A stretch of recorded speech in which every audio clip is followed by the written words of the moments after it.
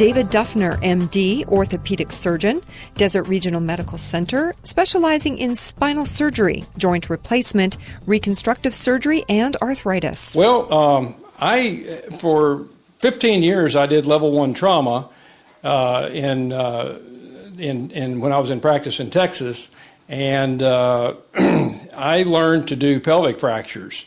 And that's something that most orthopedic surgeons don't do, and I find to be quite fascinating. At first it was intimidating, but it's like anything else. Once you learn how to do it, it's not all that difficult, although some of them can be quite challenging. But I find that to be that they are very, very interesting cases to manage. Basically, a hip replacement is usually done for arthritis.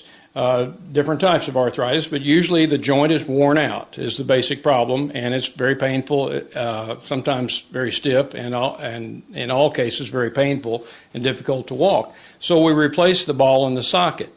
The newer techniques, it's still replacing the ball in the socket, but the newer techniques have to do with less invasive surgery, so we have smaller incisions, and the operation itself, the replacement of the ball in the socket, hasn't changed that much, but it's just the way we do it.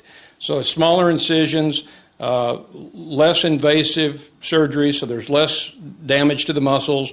That means less pain after surgery, quicker recovery.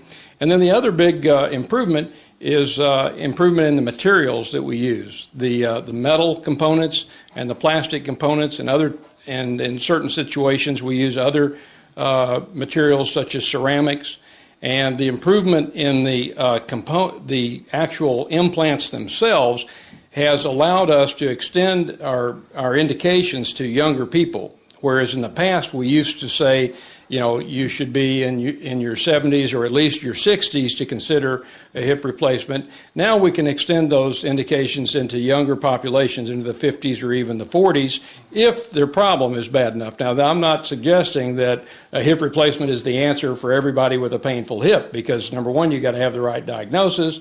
Number two, you've got to be sure that you've tried all of the other non-surgical options. And number three, you've got to be sure that you can get through the rehab, that you're healthy enough for the operation and that sort of thing.